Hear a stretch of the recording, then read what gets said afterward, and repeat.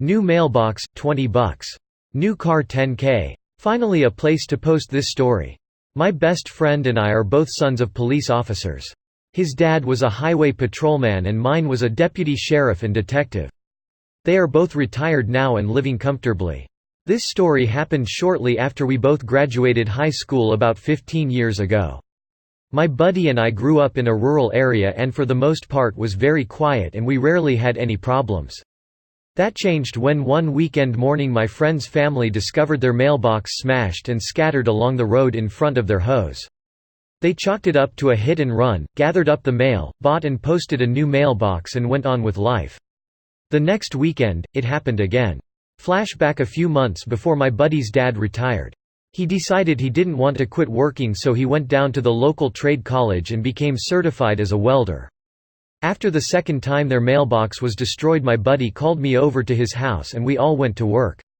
Buddy and his dad did the welding and cutting, I did the grinding and his mom, who is a fantastic artist, did the painting.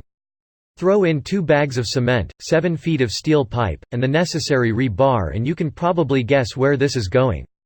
We built an all-steel reinforced mail bunker, and set it in with 3.5 feet of concrete and road base. Remember my friend's mom who's a really good artist? She painted it so that it looked like it was made out of wood. The steel post looked incredibly realistic, even up close let alone at night driving a car 45 miles an hour. We posted the box, had dinner and I went home. A couple weeks went by and bingo. My friend called me around 7 a.m. on a Sunday morning and told me to get over to his house ASAP. When I came around the turn to their house, there it was in full glory. A 92 Pontiac Grand Prix wrapped around a steel pole almost to the passenger compartment. The car was abandoned but all the necessary information needed for an arrest was there. It took a couple of days to track the owner down and sure enough he confessed. However, there was also a half-empty bottle of Canadian Host and beer cans all over the back seat, so he got an open container charge too. Add the cost of a tow truck and the medical bills for smashing his stupid face into a steering wheel and that criminal mischief charge added up real quick.